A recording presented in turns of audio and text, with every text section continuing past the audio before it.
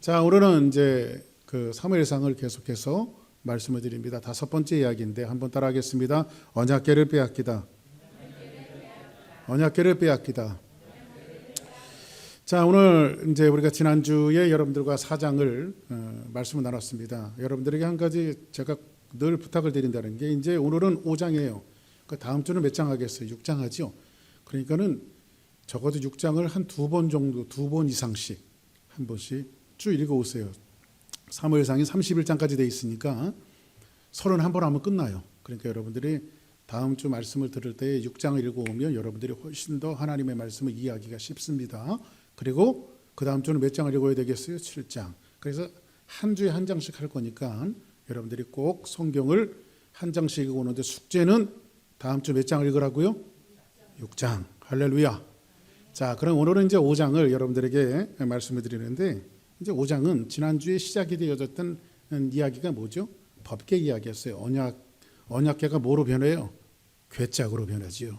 그래서 이 언약궤에 대한 이야기가 시작이 되어지는데 이제 5장에 와서는요, 어떤 사건이 벌어지냐면 하나님의 임재의 상징이었던 하나님의 법궤를 이방 땅 블레셋에게 빼앗겨 버려요. 그런 그 메시지를 4장 하반절서부터 5장 전체에 대해서 이야기하고 있는데 5장에서는 이 하나님의 법궤가 블레셋에 빼앗기게 되어지면서 블레셋의 아주 주요한 도시 3곳을 옮겨 다니는 이런 사건들을 벌어지고 있는데 그 하나님의 법궤가 옮겨 다니면서 어떤 사역과 어떤 일들을 하나님께서 스스로 해 나가시는가에 대한 말씀을 이야기해 주고 있습니다. 여러분들이 이해를 돕기 위해서 이제 어떻게 맞닥뜨려진 그 이스라엘과 블레셋이 전쟁이 시작이 되어져요. 사실 그 당시에 블레셋이라고 하는 나라는 그렇게 강한 나라가 아니었어요. 아주 그 미미한 존재 가치도 없는 그런 아주 연약한 나라였습니다. 그래서 이스라엘 민족은 인생에 있어서 어떻게 맞닥뜨려진 블레셋과의 전쟁 속에서 당연히 이스라엘이 블레셋을 이길 거라고 생각을 했어요. 그런데 블레셋과의 전쟁 속에서 1차전을 치렀는데 블레셋의 군사가 4,000명이나 희생이 되어져요. 이 큰일 났습니다. 당연히 이길 것이라고 알았던 이 전쟁 속에서 이 전쟁은 이스라엘이 약해서 진 것이 아니라 또 반대로 블레셋이 너무 강해서 이스라엘 민족이 진 것이 아니라 블레셋은 존재 가치도 없지만 이스라엘이 너무 찌질하고 못 나가고 진 거예요. 전쟁이.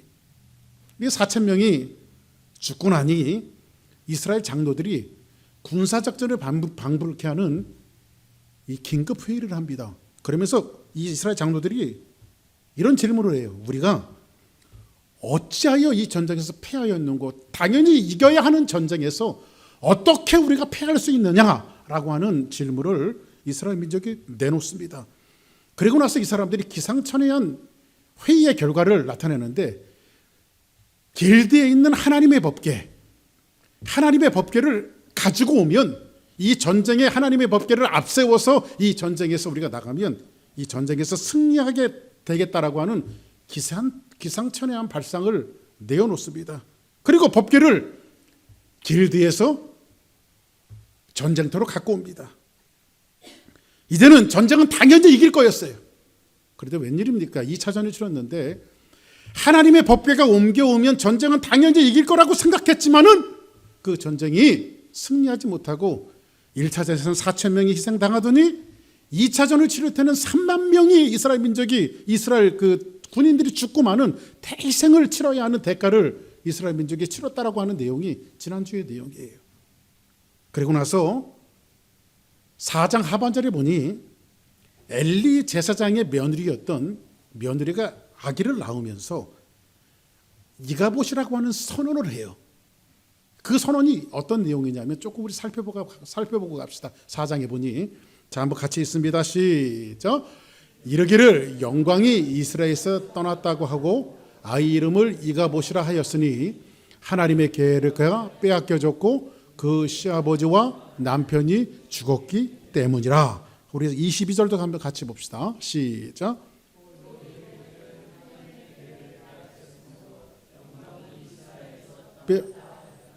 영광이 이스라엘에서 떠났다 하였더라라고 성경은 말하고 있어요. 그러면 이 말은 뭐냐면 엘리의 제사장의 며느리였던 그 며느리가 아기를 낳다가 이제는 법궤도 빼앗겼고 이스라엘 민족도 패배를 했고 여기에 남편도 죽고 아버지도 죽고 다 죽었어요. 그러니까 이가봇이라고 선언을 했는데 이것이 뭐냐면 하나님의 영광이 다 떠났다.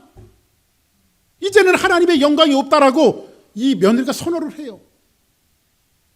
그리고 나서 이 떠났다라고 하는 의미가 21절에서 22절에서 두 번 우리에게 반복이 되어지고 있는데 이 떠났다라고 하는 의미는 이중적 의미를 지니고 있어요. 이 이중적 의미는 어떤 의미냐면 첫 번째로는 뭐냐면 이 하나님의 법궤가 블레셋에서 빼앗겨서 이 하나님의 법궤는 이방 땅에서 포로 생활을 하게 될 것이다 라고 하는 의미가 있어요. 법궤를 빼앗겼으니까 세상 하나님의 법궤가 이방 땅에 가갖고 포로 생활을 하는 거예요. 누가 포로가 됐어요? 하나님의 포로가 된 거예요. 그것을 하나님의 영광이 떠났다라고 표현을 한 거예요. 두 번째로는요, 이런 의미예요.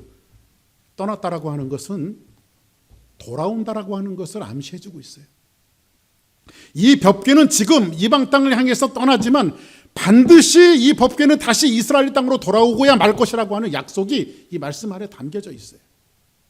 자, 그러면 이 내용들을 우리가 지난주에 이스라엘 민족들이 하나님의 법궤, 언약궤, 이 법궤가 하나님의 임재를 상징하는 정말로 하나님의 임재가 있는 이 법궤를 가지고 이스라엘 민족들이 괴짝, 미신짝으로 만들어 버렸어요. 미신처럼 사용해요. 그들을 하나님께서는 이스라엘 민족을 철저하게 패하게 만드심으로 말미암아 하나님을 하나님 대접하지 않고 하나님의 본질을 잃어버린 이스라엘 민족들을 다시 한번 그들에게 어떠한 사건들을 통해서 그들의 신앙에 부흥을 일으키기 위해서 하나님을 그렇게 대접하지 말라라고 하는 의미로 이스라엘 민족에 패배를 하는 거예요.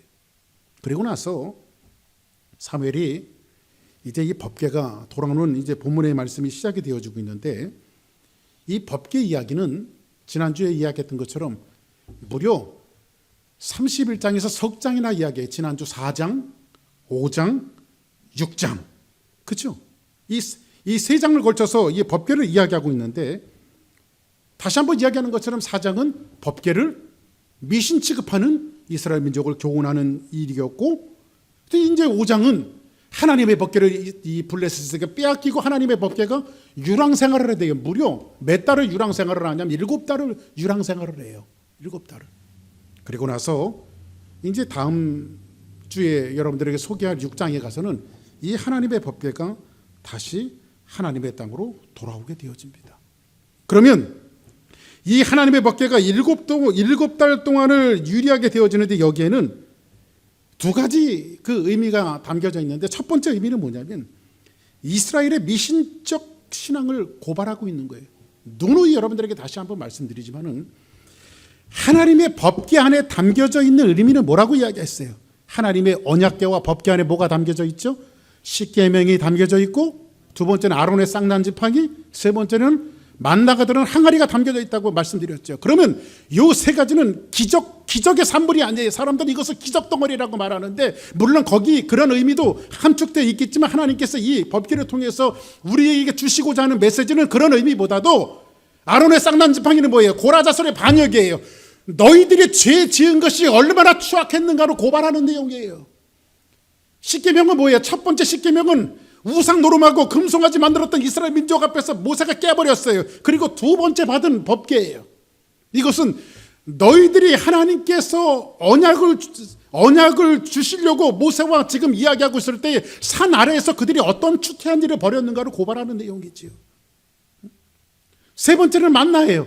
만나가 드는 항아리는 뭐예요? 이스라엘 민족이 불평하고 원망하고 하나님을 대항하고 돌을 들어서 모세를 죽이려고 했을 때 하나님이 40년 동안 줄이기책에 내려줬던 그 만나를 이야기해주고 있어요. 이 말씀이 뭐예요? 너희들이 떡의 문제, 양식의 문제, 먹고 사는 문제 해결해주면 나를 잘 믿는다고 40년 내려줬지만은 40년 동안 이스라엘 민족은 한 번도 하나님 앞에 감사한 적이 없어요. 계속해서 불평했어요.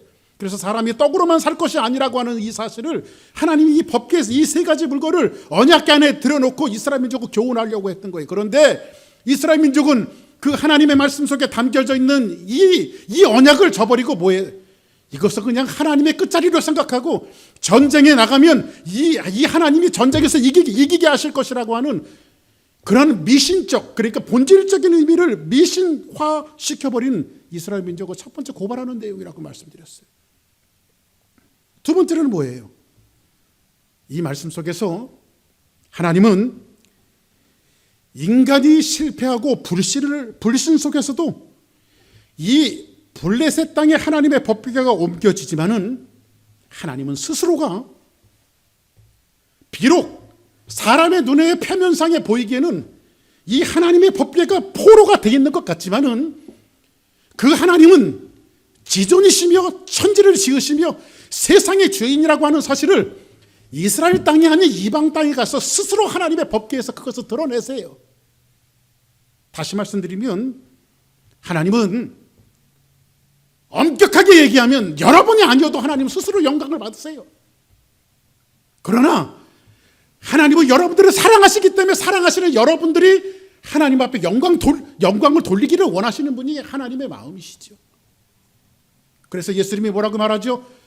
저 길바닥에 있는 돌들을 취해서라도 하나님은 얼마든지 영광을 받으신다고 말씀하셨어요. 그러므로 우리 사랑하는 주사랑교회 성도들은 정말 하나님 앞에 지존이신 하나님 앞에 영광 올려드리는 거룩한 축복의 역사가 있기를 주의 이름으로 축원합니다. 우리가 실패하고 넘어지고 그리고 우리가 하나님을 배반한다 할지라도 한 가지 아셔야 될 것이 있습니다. 비록 법궤가 빼앗겨가고 포로가 된다 할지라도 하나님은 하나님의 영광을 중단하시는 법이 없습니다. 그러면 오늘 이 말씀을 통해서 이제 5장 이제 오늘 본문의 말씀이 어떻게 시작되어지는지 한번 보겠습니다. 자, 같이 한번 읽습니다. 시작.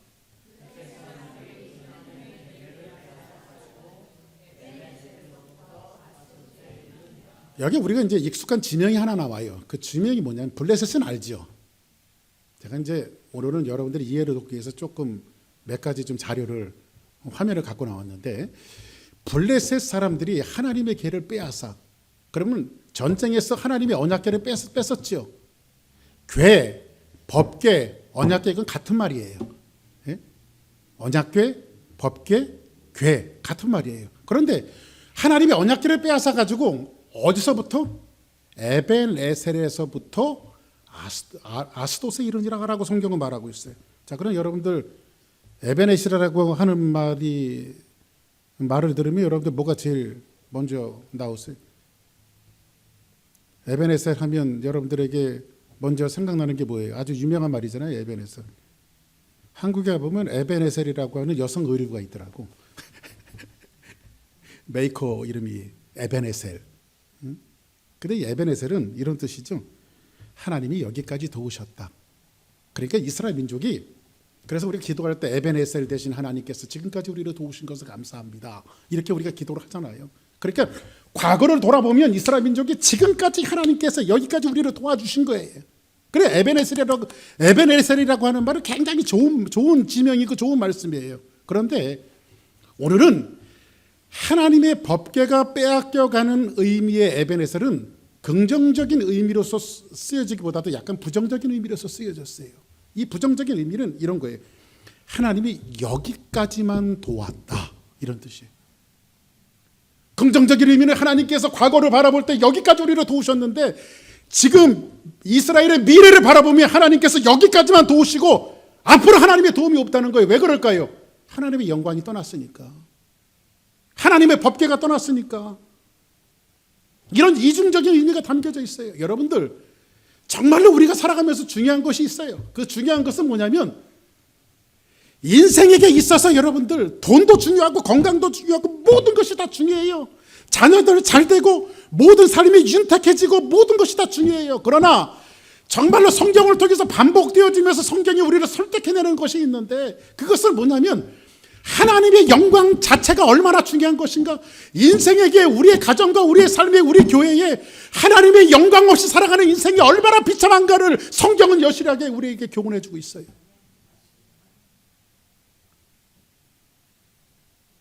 그래서 우리가 물을 떠난 고기가 혹시 살지 몰라도 예수님 떠난 심령을 살 수가 없는 거예요. 하나님의 영광이 떠난 사람은. 근데 오늘 성경에 보니까 블레셋에서 이 블레셋 땅으로 하나님의 법궤가 옮겨지는데 에벤에셀에서부터 아스돗에 이릅니다. 이 아스돗은 뭐가 있냐면요, 블레셋에 신전이 있어요. 블레셋 사람들이 섬기는 신전이 있어요. 그 신전이 뭐냐면 곡식의 신이며 풍요의 신이에요. 풍요를 갖다 주는 신이에요. 그러니까 이방 사람들은요, 이방적인 마인드는 그거예요. 여러분들, 여러분이 믿는 하나님은 어떤 하나님이십니까? 예? 여러분들이 왜 하나님을 믿고 하나님을 따르고 있어요? 복 달라고? 풍요롭게 해달라고? 근데 여기에서 말하는 다곤, 이 블레셋이 섬겼던 다곤이라고 하는 신은 이 사람은 뭘까요? 같이 한번 봅시다. 자, 같이 한번 있습니다. 시작.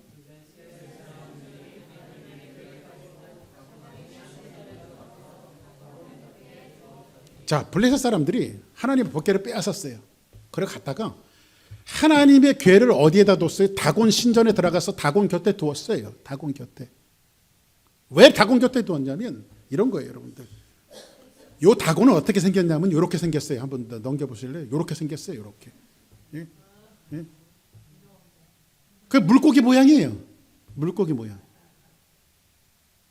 근데 요 물고기 뭐냐면 대부분 이방신들이 믿는 신들은 그런 거예요. 어떤 거냐면 물고기가 알을 낳을 때 하나 납니까? 많이 낳습니까? 많이 낳을 때 이게 풍요의 다산이에요. 다산. 그러니까는 다곤은 곡식의 신으로 우리의 곡식을 풍성하게 추수할 수 있도록 해주는 신으로 그들은 아스돗에서 이 다곤 신을 믿고 있었어요. 다산하는 거. 그래, 이방 신들의 특징이 그거예요. 일부 예배 때 잠시 생각나서 말씀드렸습니다만 하나님께서 애굽에서 이스라엘 민족을 구원하는 내실 때에 몇 가지 재앙들을 막 내리시잖아요. 근데 그 중에 하나 개구리 재앙이 있어요. 개구리가요, 이스라엘 사람들이 믿는 신 중에 하나예요. 그래서 그 사람들은 개구리 뒷다리를 안 먹어요. 우리는 먹을 수 있는데. 그런데 개구리는 알을 낳으면 하나 낳습니까? 많이 낳습니까? 많이 낳죠. 그걸 하나님께서 치시는 거예요. 하나님밖에 없다라고. 이스라엘 민족의 나일강은 그들의 젖줄이에요. 그들의 풍요를 안겨주는 신이에요. 강 자체가 아니라 신이에요. 그런데 거기를 핏물로 하나님께서 물들게 만드십니다. 그것은 뭐냐면 너희들이 아무리 다산하고 풍요로 사람들은 이런 것들을 만들어다가요, 비나이다 우리 가정 잘 되게 해주시고 우리 새끼들 잘 되게 해주시고 우리 삶 잘 되게 해주시고 항상 여기서 포커스를 맞춰서 우리의 신앙이 예수 그리스도를 믿지만 항상 변질돼가요. 이렇게 해요.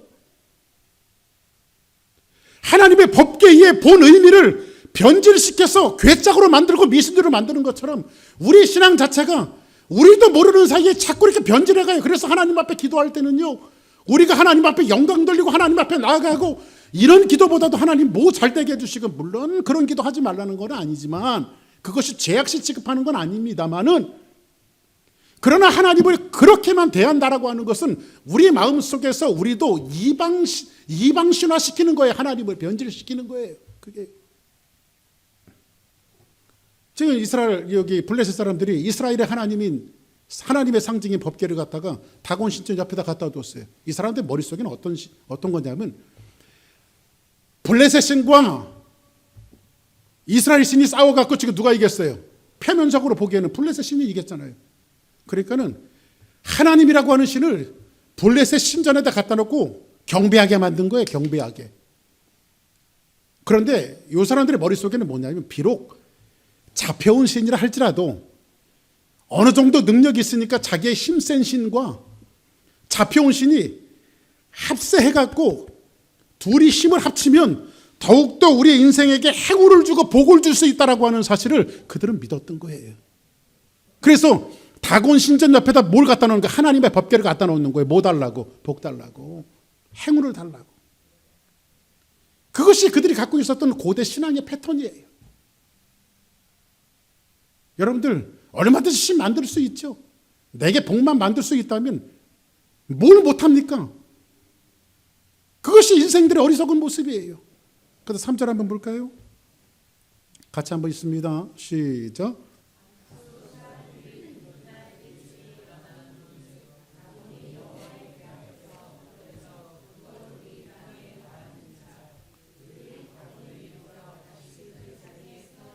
아스돗 사람들이 이튿날 일찍 일어나 본즉 이제 하나님의 법궤를 다곤 신전 앞에 갖다 놨잖아요. 그러니까 아침에 이제 일찍 들어가 봤어요, 신전을. 근데 다곤이 여호와 앞에서 엎드려져 그 얼굴이 땅에 닿은지라. 그러니까 이게 지금 어떤 상황을 하나님이 설정해 놓았냐면 다곤 신이 하나님 앞에 엎드려서 경배하는 일들을 지금 하나님께서 설정해 놓으셨어요. 그런데 그들이 다곤을 일으켜 다시 그 자리에 세웠더니 이렇게 말합니다. 자, 그러면 하나님의 법궤 앞에서 다곤 신이 지금 경배하고 있어요. 엎드려 갖고 머리를 조아리고. 근데 이 블레셋 사람들이 볼 때는 경천동지할 일이 생긴 겁니다. 이게 무슨 일이냐 이거죠. 큰일 난 거잖아요, 지금요. 근데 여기에 성경 기자가 핵적인 부분을 한 가지 기술을 해놨어요. 그 기술을 해놓은 것이 뭐냐면 성경은 뭐라고 말하죠? 엎드려지니까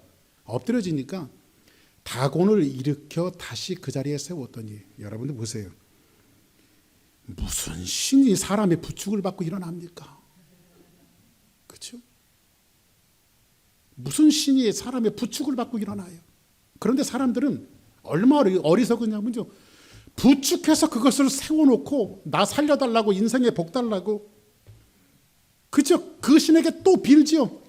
인생의 어리석은 모습들을 오늘 말씀을 통해서 소개해주고 있어요. 한번 볼까요? 어떤 모습인지. 이런 모습이에요. 하나님의 법궤 앞에 지금 사람들이 보니까 엎드려 지금 경배를 하고 있어요. 근데 나중에 목도 부러져요. 한번 4절 한번 볼까요? 같이 한번 있습니다. 시작.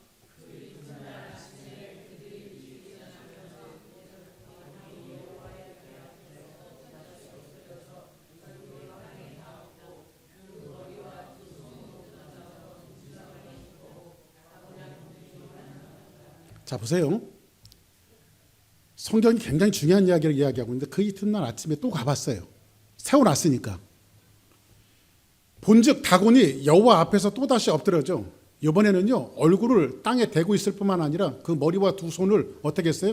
그냥 좀 죄송합니다, 좀 격한 표현에서는 손모가지를 분들어 뿌려서 그냥 하나님께서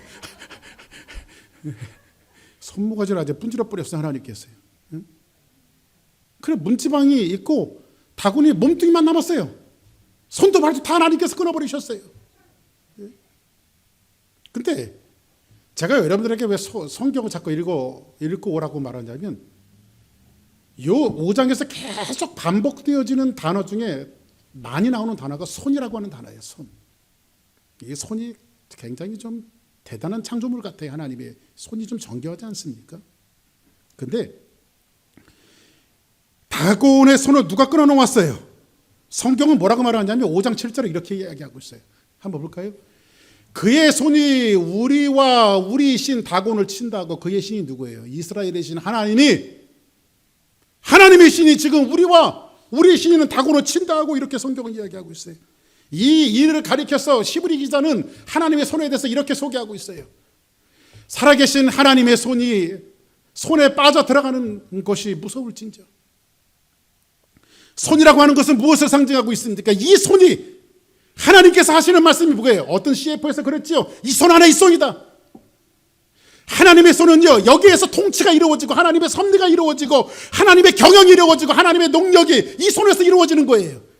시편 기자는 뭐라고 이야기합니까? 주의 손가락으로 만드신 저 하늘과 땅을 바라보니 세상이 뭐로 만들어서 주의 손가락으로 다 만들어내신 거예요.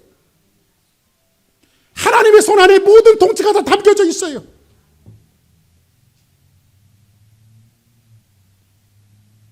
사랑하는 성도 여러분, 정말 우리가 중요한 것이 있습니다. 그 중요한 것은 뭐냐면 하나님의 손이 함께 하시니, 하나님의 손이 그들을 엄중을 더하시니,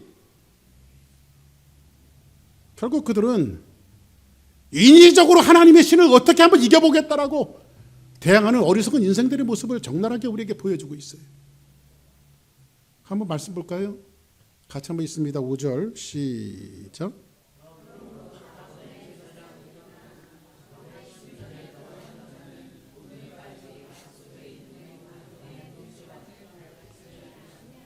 문헌에 살펴봤더니요, BC 1세기까지요 다곤의 신전에 들어가지 않았다라고 기록되어 있더라고요.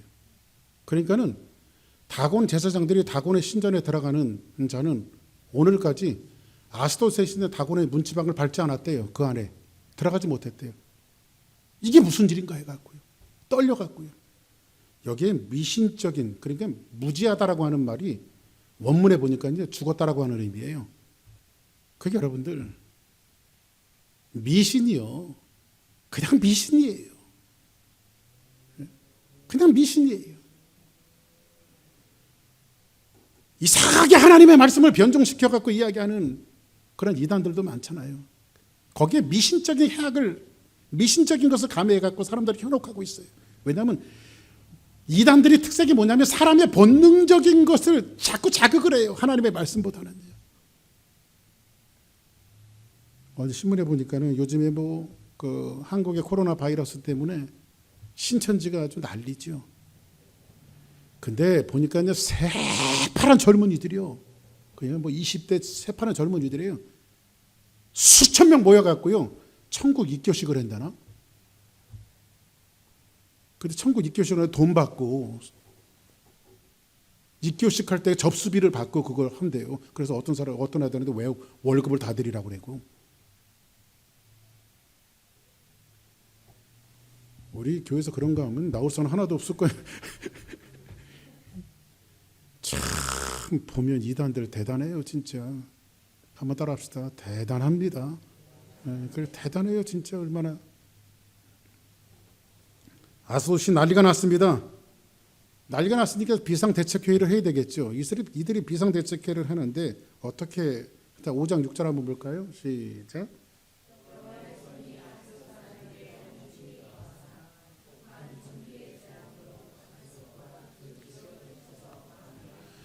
여호와의 손이 아스돗 사람에게 엄중을 더하사, 이 엄중을 더한다라고 하는 것은 히브리 말로 카베타라고 하는 말로 쓰여졌는데, 이것은 뭐냐면 하나님이 당신의 영광을 드러내시고 하나님이 당신의 거룩함을 드러내신 거예요.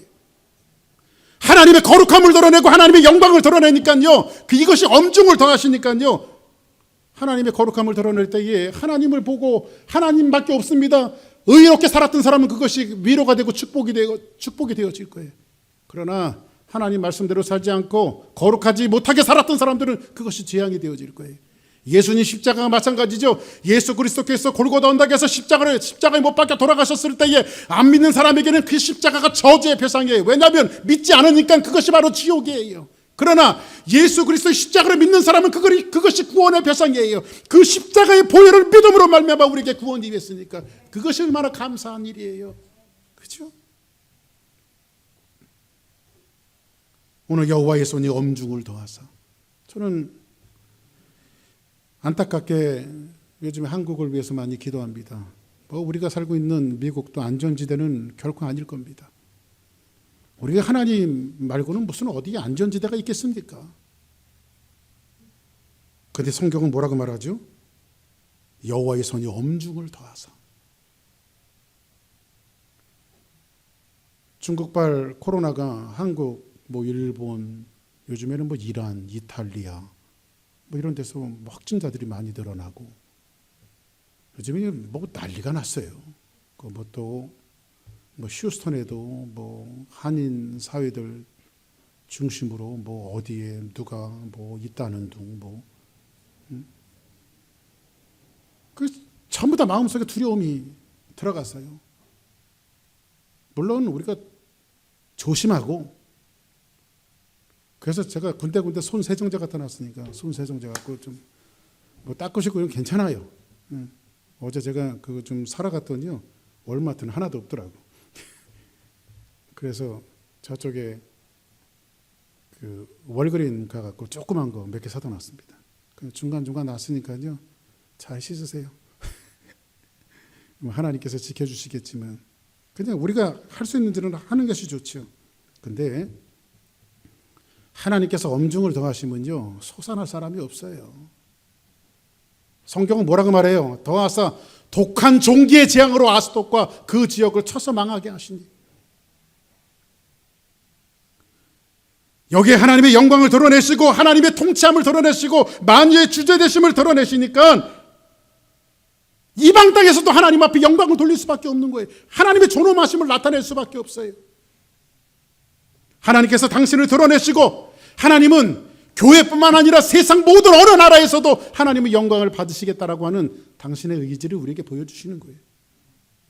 이제 아스돗에서 이제 있으니까 어떻게 되겠어요? 지금 사람들이 그 한국에 막 그 코로나가 창궐하니까 뭐 베트남도 오지 말아라, 막 70 몇 개국에서 우리나라 오지 말래요. 우리나라 사람 오지 말래요. 그러니까 아스돗은 어떻게 되겠어요? 하나님의 법궤가 들어와서 자기네들이 막 다 죽게 생겼으니까 지금 뭐 해야 돼? 이놈 이 법궤 좀 다른 데로 옮겨라 이거죠. 우리 죽게 하지 말고요. 한번 7절 한번 볼까요? 같이 있습니다. 시작.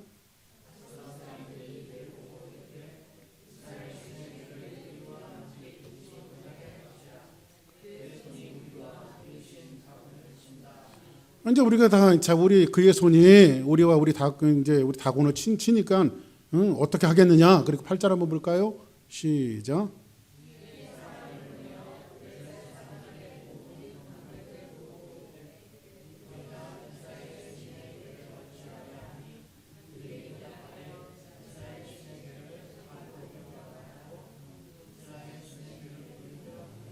자, 대답하되 이스라엘 신의 궤를 법궤를 어디로 옮겨가래요? 이제 아스돗이 죽게 되었으니까 가드로 옮겨가래요. 블레셋 땅이었던 가드로 옮겨가래요. 그랬더니 이스라엘 신의 궤가 어디로 옮겨져요? 가드로 옮겨지죠. 그러니까 왜 가드로 옮겼을까요?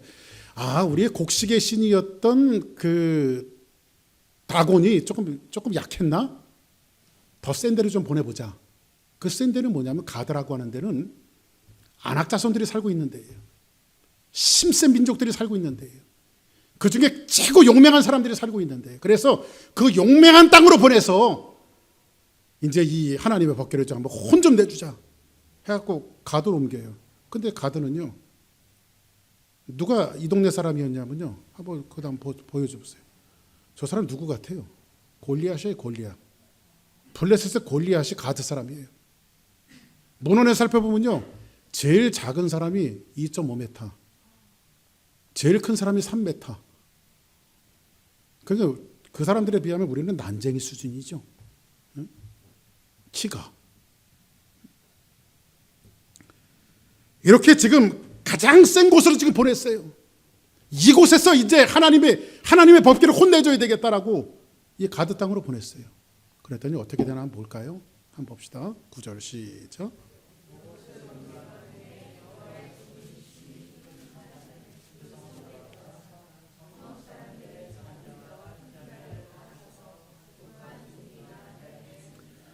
어디를 옮겨 다닌다 할지라도 아스돗보다 더 센 가드로 옮긴다 할지라도 하나님께서 엄중을 더하시니까 하나님의 재앙을 막연할 길이 없는 거예요. 애굽에 뿌렸던 10가지 재앙처럼 하나님께서 한번 작정하실 때에 그것을 막아낼 길이 없는 거예요. 사랑하는 여러분, 어찌 보면 좀 조심스러운 얘기지만 이렇게 자꾸 뭐 바이러스들, 옛날로 말하면 역병이죠. 이런 일들이 창궐할 때 우리는 하나님의 영광이 어디서 드러나는가를 좀 봐야 돼요. 왜? 그분 손 안에 행복도 있고 축복도 있고 저주도 있고 그 모든 것들이 하나님의 손 안에 담겨져 있기 때문에 그래요. 우리 신앙이 그거 아닙니까? 그렇죠? 하나님의 손에 모든 것들이 있다라고 믿는 신앙이 그것이 다 아니에요. 이럴 때 우리들이 뭘 해야 돼요? 온 결여와 민족들이, 백성들이 하나님 앞에 돌아가려고 하는 결단과 결심이 있어야 돼요. 근데 가드도 안 됩니다. 그래서 거기서 머물지 못하니까 이제 에스돗에서 어디로? 가드에서 어디로 옮기냐면 이제 에그론이라고 하는 땅으로 또 옮겨져요. 한번 보겠습니다. 자, 같이 한번 읽습니다. 시작.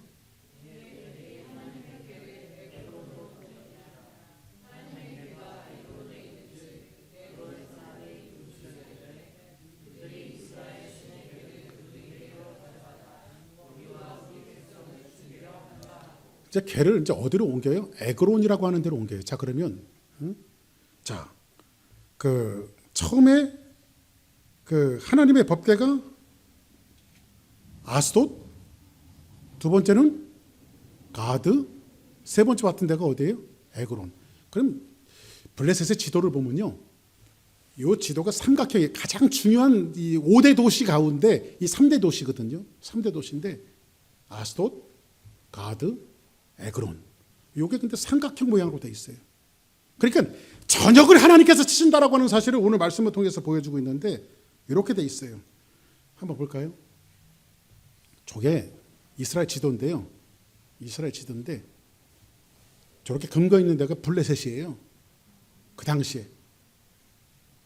근데 여러분 눈에 이렇게 잘 안 보이죠? 조금 했어. 저기 뭐가 아스돗이 보이고 가드가 보이고 에그론, 이거 삼각형 모양으로 되어 있죠. 이렇게 삼각형 모양. 하나님께서 저 주요 도시로 다니시면서 하나님의 법궤가 옮겨 다니면서 지금 블레셋에서 지금 재앙을 내리고 있는 거예요. 지금. 참 그다음 보겠습니다. 그건 요 에그론에는 뭐가 있냐면요. 조금 이따 말씀드린 게 바알세붑이라고 하는 블레셋 전체를 아우르는 가장 힘센 신전이 있는 곳이에요. 그래서 저 바알세붑은 무슨 뜻이냐면 파리의 대왕 이런 뜻이에요. 파리의 대왕. 이 파리의 대왕이 온 나라를 통치하고 있는 이런 신이에요. 어떻게 말하고 있냐면 이 말을 열왕기하에 보면 이렇게 이야기해주고 있어요. 열왕기하 보겠습니다. 아시아가 사마리아에 있는 그의 다락 난간에서 떨어짐에 병들매 사자를 보내어 그들에게 이르되 가서 에그론의 신 바알세붑에게 이 병을 낫겠다 물어보라 하니라. 그럼 에그론에 뭐가 있어요? 바알세붑이 있어요. 그 다음 볼까요? 같이 있습니다. 1장 3절 시작.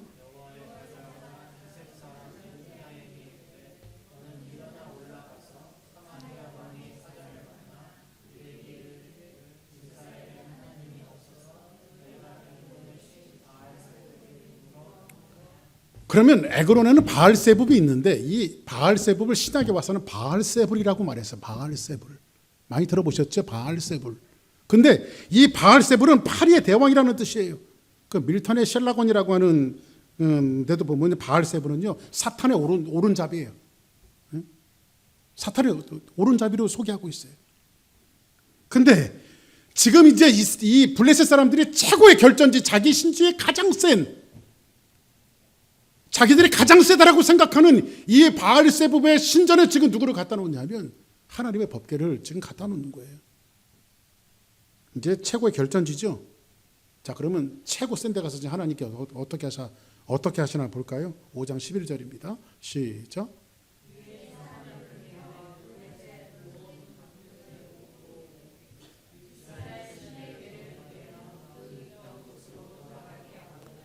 우리와 우리의 백성의 죽임을 당함을 면하게 하자 하니 이는 온 성읍이 사망의 환난을 당함이라. 거기서 하나님의 손이 엄중하심으로. 그 다음 12절 시작. 죽지 아니한 사람은 독한 종기로 치심을 당해 성읍에 부르짖음이 하늘에 사무쳤다. 그 성 안에 부르짖음이 하늘에 사무쳤어요. 어른이나 약한 자나 어른이나 아이들이나 모두를 다 하나님께서 치셨어요. 여기에 뭐라고 이야기하고 있어요? 엄중을 더하사. 자, 그럼 보세요. 다시 한번 살짝 한번 여러분들에게 팁 차원에서 정리를 한번 해드릴게요. 블레셋과 이스라엘이 전쟁을 했어요. 1차 전쟁에서 4,000명이 죽고 2차 전쟁에서 3만 명이 죽었어요. 그리고 하나님의 법궤는 빼앗겼어요. 블레셋 사람들이 하나님의 법궤를 어디다가 먼저 놨어요? 다곤 신접에다 놨어요. 아스돗에 가서. 근데 거기를 하나님이 재앙을 치세요. 가드로 갔어요. 가드에도 하나님께서 재앙을 내리세요. 그리고 또 어디로 갔어요? 에그론 땅에서도 하나님께서 재앙을 내리세요. 그리고 그들의 부르짖음이 하늘에 사무치게 되었다라고 성경은 말하고 있습니다. 그러면 왜 하나님께서 이 블레셋 땅의 3대 도시, 이 3대 도시에게 왜 이러한 재앙을 내리시는가? 그것을 우리가 역사적으로 잠깐만 살펴보고 오늘 말씀을 마칠 이유가 있습니다. 왜 하나님께서 그 여행을 떠나셨는가? 왜 하나님의 법궤가 하나님이 뭐 꼭 블레셋에 가셔야 합니까? 안 가셔도 되잖아요. 그죠? 그 정도면요.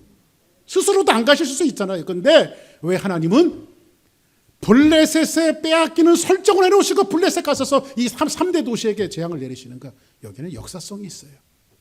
그 역사성이 뭐냐면 여호수아서로 한번 가봅니다. 여호수아서 11장 21절 같이 한번 읽습니다. 시작. 드빌과 아답과 유다 온 산지와 이스라엘의 온 산지에서 아낙 사람들을 멸절하고 그가 또 그들의 성읍들을 진멸하여 누구를 멸절하지? 아낙 사람들을 멸절하지. 아낙 사람들은 아까 얘기했던 가드 사람 이런 사람들이 키 큰 사람들 전부 다 멸절했어요. 그리고 그 성읍들을 진멸하여 하나님 앞에 다 바쳐버렸어요. 그렇죠? 누가? 여호수아가. 근데 22절 한번 볼까요? 같이 있습니다. 시작. 이스라엘 자손의 땅에는 아낙 사람들이 하나도 남지 아니하였고 가사와 가드와 아스도세만 남았더라. 지금 그 사람들이 아낙 자손들이 어디 남았어요? 우리가 지금 오늘 배웠던 가사와 가드와 아스도세만 남았더라. 왜 남았을까요? 그러면 여호수아가 전쟁을 할 때에 가사와 가드와 아스도까지 다 쳤다는 거예요? 안 쳤다는 거예요? 다 치지 않았다는 거죠. 그냥 남겨둔 거예요. 그냥요. 남겨둔 이유는 뭐냐면 이게 지중해 연안이에요. 그리고 우상의 문화가 꽃피웠어요. 소돔과 고모라처럼 굉장히 아름다운 곳이었어요. 그런데 여호수아가 땅을 점령할 때 이스라엘 민족이 이 가나안 땅이 100%라고 하면요, 100%를 다 점령한 것이 아니라 이 땅은 한 2% 정도밖에 안 돼요. 아주 미미한 수준이에요. 그러니까 지들이 무슨 힘쓰겠어. 그냥 놔둬야지. 그냥 놔둬버려. 그냥 괜찮아. 걔네들은 다 진멸하지 않고 놔둬버렸어요. 그 다음 보세요. 이와 같이 여호수아가 여호와께 모세에게 말씀하신 대로 그 온 땅을 점령하여 이스라엘 지파의 구분에 따라 기업으로 주매 그 땅의 전쟁이 그쳤더라. 여러분들, 하나님께서는 모세와 여호수아에게 뭐라고 말합니까? 이렇게 말씀하십니다. 모세야, 여호수아야, 너희들은 저 땅에 들어가거든 물론 대수하고 숨 쉬는 것들은 다 죽여. 다 죽이라고 말했어요. 그래서 멸절시키라고 말했는데 멸절이라고 하는 의미가 소멸하다라고 하는 의미보다도 하나님 앞에 바친다라고 하는 의미가 있어요. 근데 이런 거예요. 98%는 다 바쳤는데 2% 남겨놓은 거야.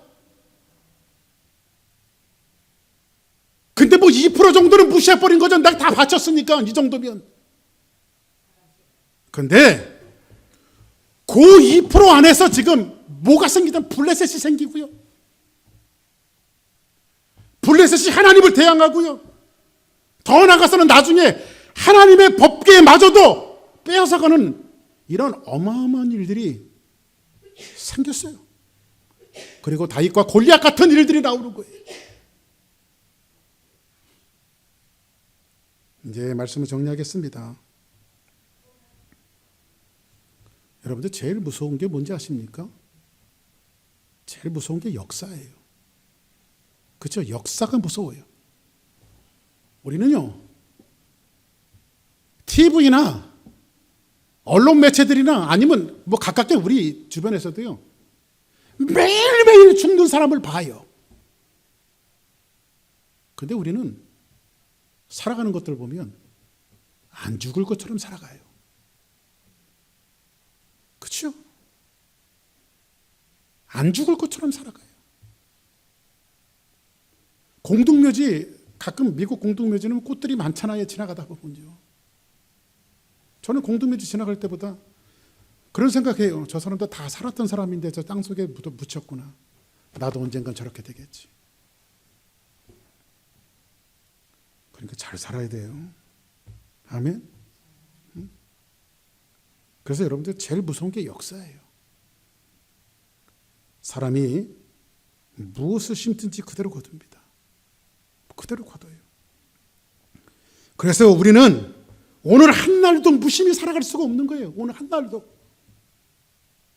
사람은 지독히 역사를 통해서 배우려고 하지 않습니다. 제가 지난번 말씀드렸듯이 사사기에서 반복되어지는 성경 구절 하나가 뭔지 아십니까? 계속해서 반복되어지는 말씀이에요. 쫓아내지 아니하였더라. 쫓아내지 아니하였더라.